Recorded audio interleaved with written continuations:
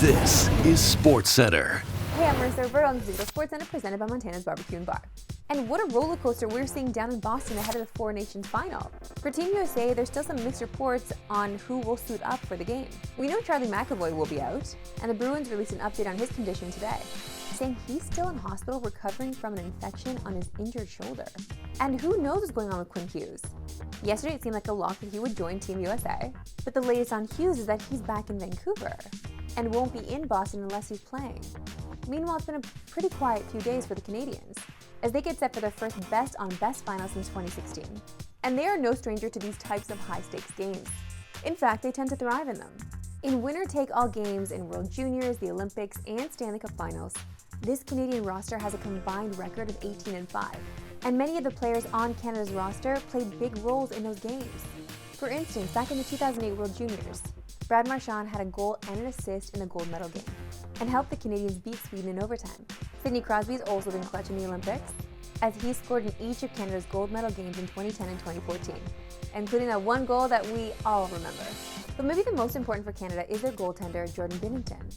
He was sensational in Game 7 of the 2019 Stanley Cup Final. Binnington stopped 32 of 33 shots that night, helping the Blues win their first Stanley Cup in franchise history.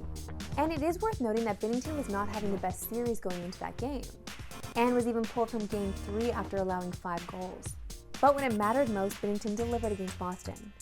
And if you're looking for good vibes, don't forget Binner is playing in that same arena again tomorrow. So if Team Canada's clutch gene comes into play again tomorrow, we've got a pretty good chance of winning another international title. Not to get everyone's hopes up or anything. The NBA returns from its All-Star break tonight. So to get us back in our ball state of mind, we welcome back our favorite betting guy, Wes Chang. Great to see ya. Wes, how happy are you to see ball back on the slate tonight? Look, I'm not gonna lie, it was a nice little break to have there. Obviously great to see ball back, and also shout out to that shirt. That's a sick piece you got. Thanks, Wes. I knew you'd notice. So with the All-Star break in the rearview mirror, let's look ahead to the second half of the season. Any futures you have your eye on? I'd say I like the Golden State Warriors actually in this spot to make the playoffs. Ultimately, if you look at all the teams that are there fighting for that 8th and final seed, they're really the main one that made a move, that added a championship caliber player to the roster. And Steph and Dre, they've alluded to this. It's pretty much their last dance. So they're going to push all their chips into the table. But then when you look at everyone else that's part of the mix there, Dallas is not going to have a center for 4 weeks, 6 weeks. And then the other two teams, Sacramento, Phoenix, they're not just in trouble in terms of the moves they made. I also don't like their strength of schedule. They have the first and second worst remaining strength of schedule. And I think that just sets up well for Golden State to make one final push. Only one game on the slate tonight, Hornets visiting the Lakers. So, what's your best bet for tonight? I like Luka Doncic to go under his points, rebounds, and assists combo. This is ultimately his team, but that transition of power is just not going to happen as quickly, especially when it's a guy like LeBron, who's the one handing over the keys. In the 2 games he's played so far, he's only played 23 minutes. He's averaged just under 24 points, rebounds, and assists.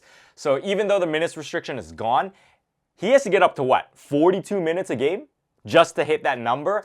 I think right now it's going to be a slow transition, but the Hornets are also a very underrated defense. I know they're bottom 3 in the league, but since January 1st, they've had the 8th highest defensive rating, and I just think that's something that's not being factored in. Hey, the best part about having the NBA back is more Wes Chang on DSC. Thanks for doing this, Wes. Hey, thanks for having me. TSN continues to celebrate Black History Month.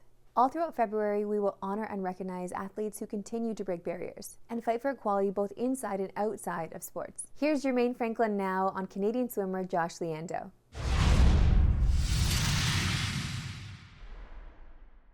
Obviously, I'm a black athlete. It's kind of motivating when you have another kid of color come up and they're like, dude, like what you're doing is amazing. You start realizing people see you as a role model. Josh Liendo is swimming his way into the Canadian history books. Liendo qualified for his first senior national team when he broke the national record for the 100-meter butterfly in the 15 and 17-year age group. He currently holds the national records in the 100-meter butterfly and the 50-meter freestyle.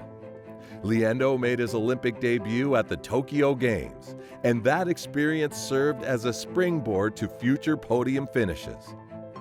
Liendo was the first Black Canadian swimmer to win a gold medal and an individual medal at a major international championship.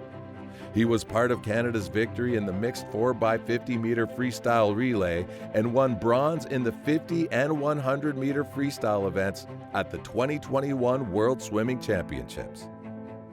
The following year, Liendo won 3 medals at the World Aquatics Championships in Budapest. He earned gold at the Commonwealth Games, and in 2024, Liendo returned to the Summer Games in Paris and won a silver medal in the 100-meter butterfly, the first Black Canadian to win an Olympic swimming medal. TSN celebrates Black History Month. We love a good Canadian succeeding in the pool. Jermaine, thanks again for that. Time now for my favorite segment and yours, Why We Love Sports Today. Why we love sports today. We love a theme here on DSC. And today's theme for Why We Love Sports is tasks failed successfully.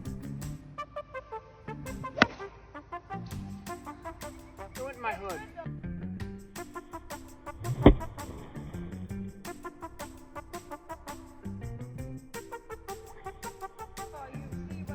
Oh my God, I'm glad I got that on video because I never would have believed you. Now, hold on a second. Does that count as a stroke, or does he just get to try again as if he missed the swing? Now, this next video, yes, the task was failed successfully, but it had consequences.